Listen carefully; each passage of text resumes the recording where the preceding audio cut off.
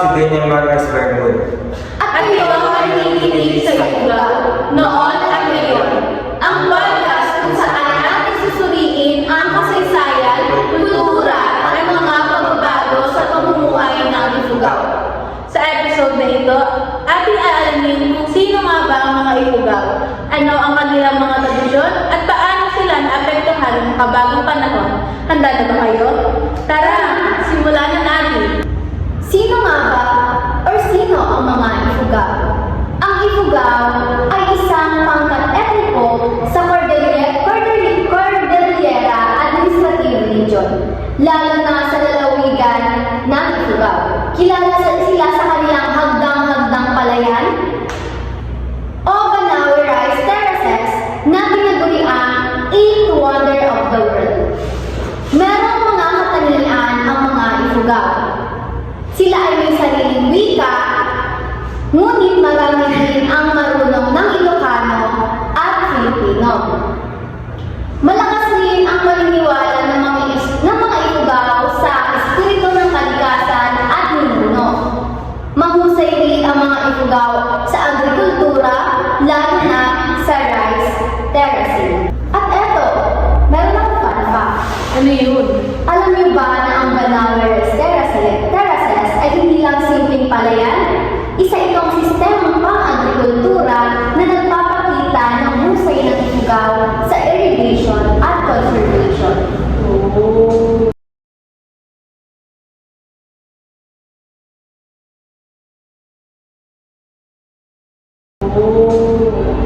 Ikaw, ano naman ang masasabi mo?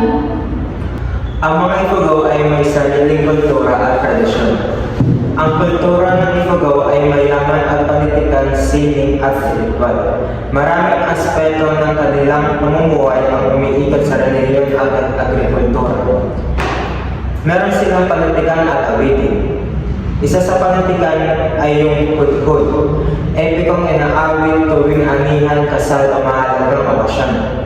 Yung isa rin ng awitin ay alin, isa pang epiko na nagkwento ng pagmulan ng Ifugao.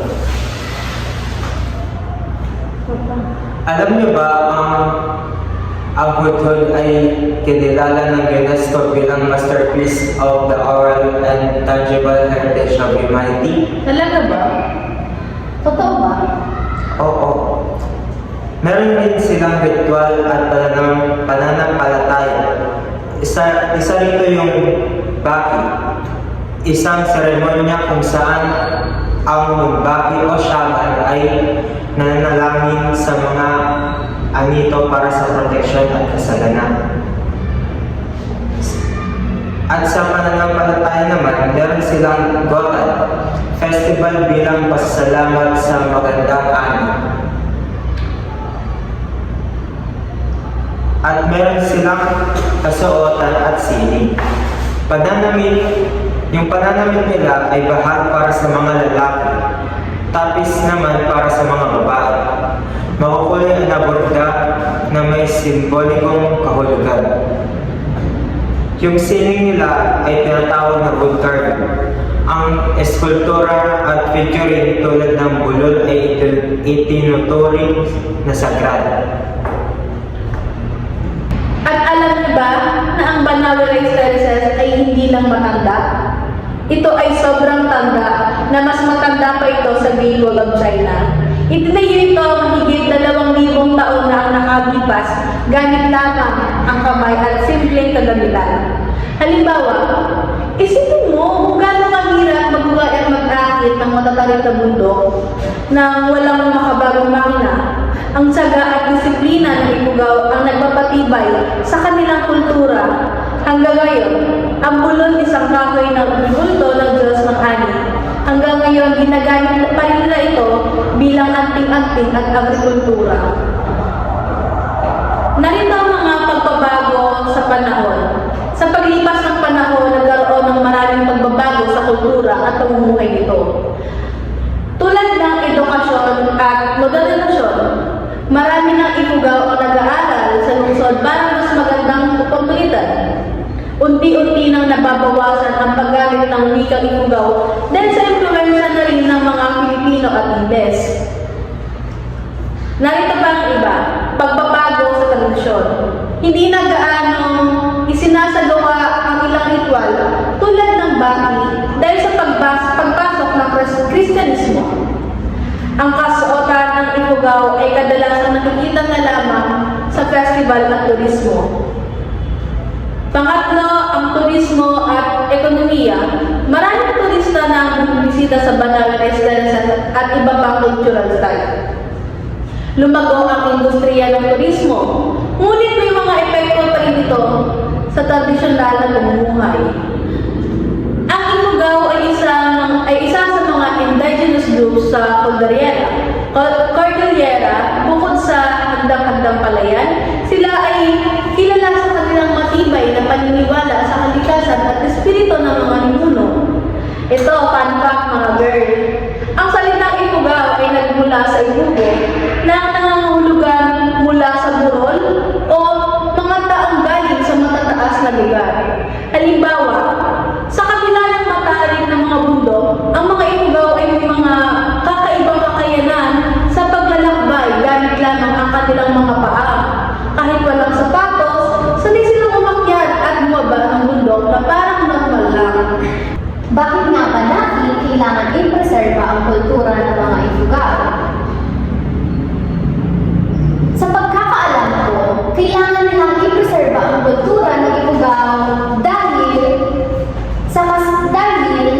ang kanilang mga kasanayan sa agrikultura ay isang pamana ng sinaunang inhenyeria.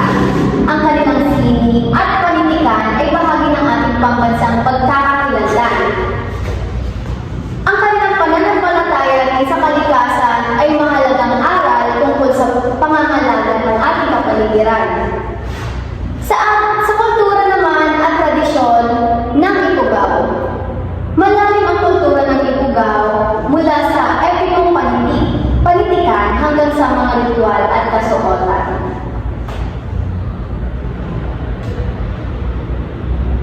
Una, alam niyo ba mayroong panitikan at awitin ng mga Ifugao? Eto, fun fact. Ang hudhud ay inaawit ng isang tao at inuulit ng grupo, kaya kahit walang nakasulat, na ipapasa ito sa maraming henerasyon. Halimbawa, isipin mo ang isang lola na nagkukwento ng alamat sa kanyang mga apo, pero sa Ifugao, ito ay inaawit ng mga ritmo at himig.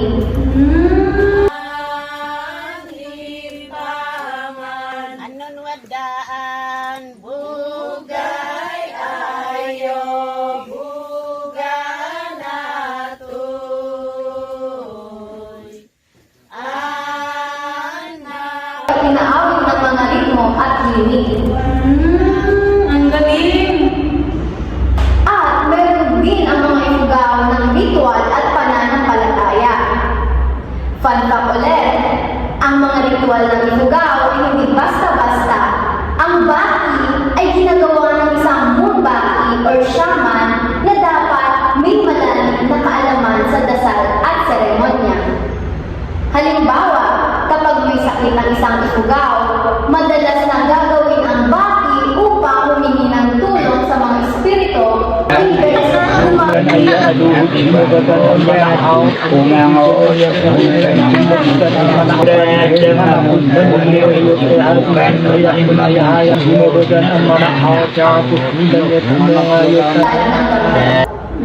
kung tutusin, hindi sila masyadong sa kanila, hindi sila pumupunta sa mga hospital. Oo, kasi nga may ano sila parang may sarili silang paniniwala. Yung parang may ritual silang ginagawa. Parang dito din sa atin, di ba? Bawa, may mga nagkasakit. Di ba dapat na imbes na magpa-hospital ka na kasi baka may ganitong sakit na. Sila sa ano. Di ba?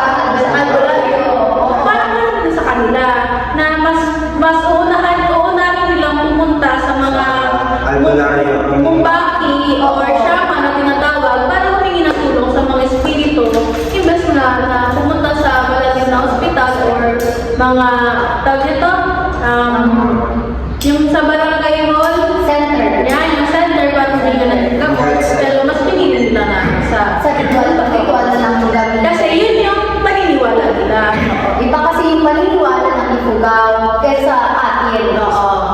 mga Kristyanismo. At meron din akong fun fact para sa kasuotan at sining. Ano yun? Ano naman Ang yun? makukulay na disenyo sa tapis ng mga Ifugao ay hindi lang palamuti. May mga lihims na mensahe ito tungkol sa kanilang pamilya at tribo. Halimbawa, isang babaeng Ifugao ang maaaring magsuot ng tapis na may espesyal na burudag para ipakita na siya ay ikinasal na o galing sa isang pamilya may mataas na katayuan.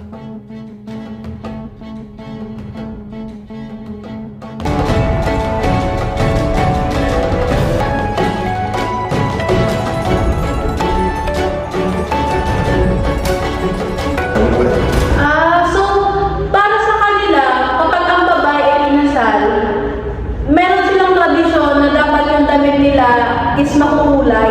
Oo. Parang ganun. Oo. Para Kasi alam ng at mga mga espesyal tao. na buta. Para alam ng mga tao na yung babae na yun ay Ikakasal na, or ikakasal. Or ikakasal, oo, tapos ikakasal. Or kung hindi man, na nandun sa pamilya, na may mga kaya. mataas na katayuan. Oo, parang ganun. Yung parang mayayaman. Ganun pala sa Ifugao, ganun pala ang kultura nila. Ibang-iba sa Kristyanismo. Tama. Ito ay hindi lang ito tungkol sa kasaysayan. Ito ay bahagi ng ating pagkatao bilang Pilipino at ito rin yung mga sinaunang tao na namumuno sa ating bansa. And lang. At dyan nagtatapos ang ating episode ng Ifugao noon at ngayon. Sana may bago kayo natutunan tungkol sa mayamang kultura ng Ifugao at ang kanilang patuloy na pagbabago ng modernong panahon. Pero hindi pa kami dyan nagtatapos dahil meron pa kami mga fun fact para sa inyo. Fun fact, alam mo ba may ilang Ifugao na nagmamay-ari na ngayon ng cellphone at gumagamit ng social media? Ngunit sa mga liblib na lugar, ang mga tradisyonal pamumuhay ay nananatili pa rin. Halimbawa, noon ang mga kabataan sa Ifugao ay natuto ng hudhud sa pamamagitan ng pakikinig sa matatanda. Ngayon, may mga video na sa YouTube kung saan maaari itong mapanood at mapakinggan. Yun lang.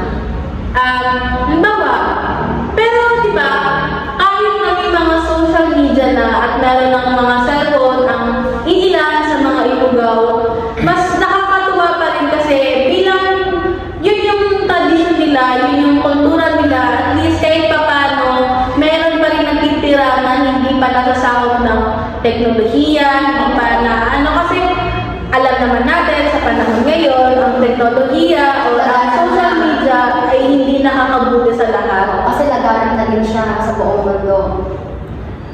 Madami na naaapektuhan ng mga teknolohiya. Ating pangalagaan ang kulturang Ifugao dahil ito ay bahagi ng ating pambansang pagkakakilanlan.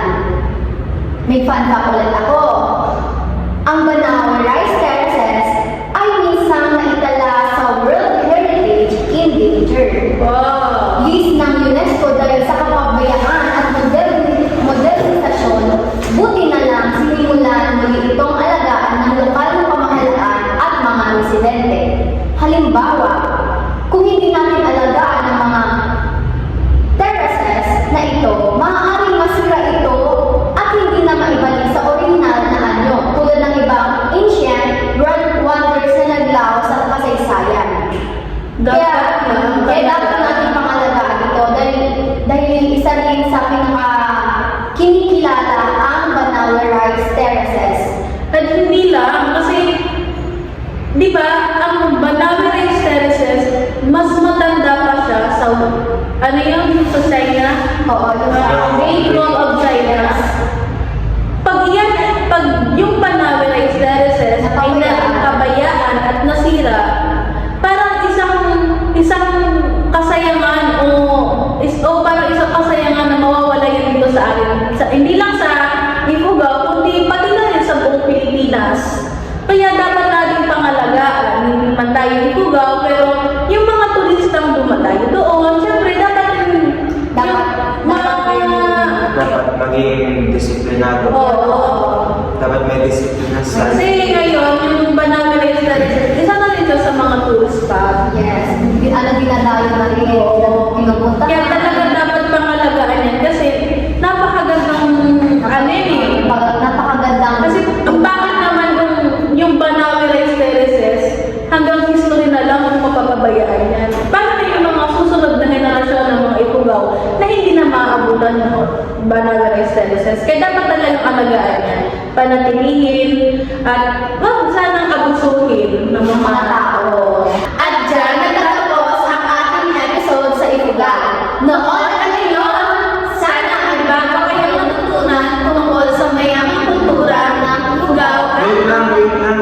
Ano ba? Hindi ka ba tapos? Tapos na Hindi pa. tayo. Meron akong isang Hindi, palita. tapos na tayo. Nag-break na tayo. Ito naman, oh. Ay, so... Sige na, pagbigyan mo na may pakita ko Alam mo ba? Ang alin? Ano? Ang ilan sa mga Ifugao elders ay gumagawa pa rin ng tradisyonal na alak. Pala. Sarap. At alam mo, yung alak, nilalagay sa bigas Paano? na tinatawag na bayan na ginagamit sa mga espesyal na selebrasyon. Sarap. Tulad ng may mga kasal or birthday kung meron.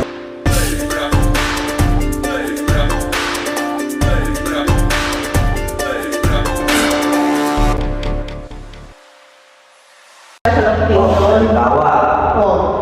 kung ikaw ay bibisita sa isang Ifugao community at inaalok ka ng bayan, ibig sabihin ay tatanggapin nila bilang isang espesyal na Pupunta. bisita. Pupunta tayo doon. Magiging espesyal ang kaya ba? Tama. Alam niyo ba, espesyal ako, kaya dapat pupunta ka. Tama na. Ang Tama na yan. bayan. So, may tanong ako sa iyo. What are the main livelihoods of the Ifugao? Or in Tagalog, ano ang mga kaunahing kabuhayan ng mga Ifugao? Our main livelihood is farming, especially rice in the rice terraces. There are also those who weave, carve, and make other arts. Also me, I have a question for you. Can you share some of the unique traditions and culture of the Ifugao? In Tagalog, maaari mo bang ibahagi ang ilan sa mga natatanging tradisyon at kultura ng mga Ifugao? Alam niyo ba, maraming mga tradisyon ang mga Ifugao tulad ng mga ritual sa pagtatanim at pag-ani, mga awit at sayaw na sumasailalim sa kanilang kasaysayan at paniniwala. At ang paggawa ng kinasol, isang uri ng tela na gawa sa abaka. Meron din akong katanungan. What is the importance of the rice terraces in your culture? In Tagalog, ano ang kahalagahan ng hagdang-hagdang palayan sa inyong kultura?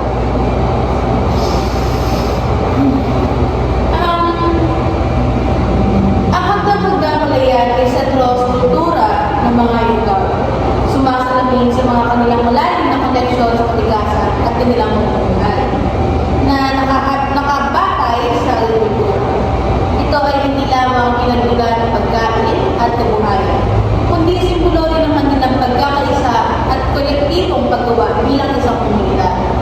Ang mga palayan ay pamana ng kanilang mga ninuno, nagpapakita ng kanilang kasaysayan at tradisyon na ipinapasa sa mga susunod na henerasyon, ang nagsisilbing bahagi na ng kanilang paghahanandang bilang mga Ifugao.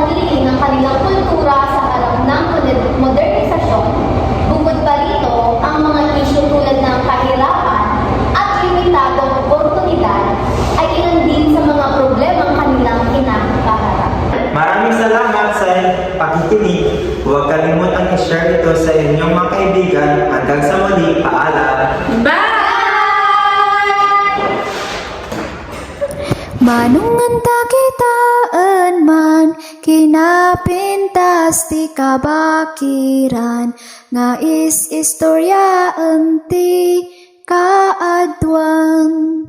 Ay ading ibagagan ka, nagadut nagbaliwan na, ti aglawlaw idi kan itata.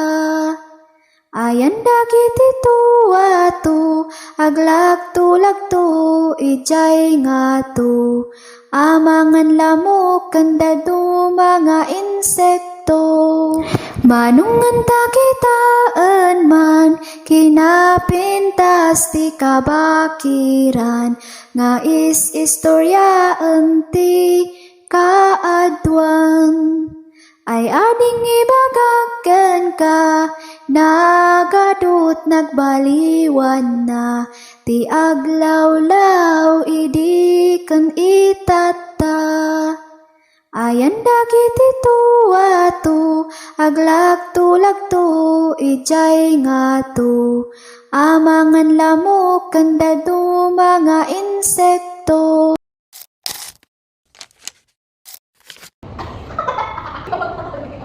Man,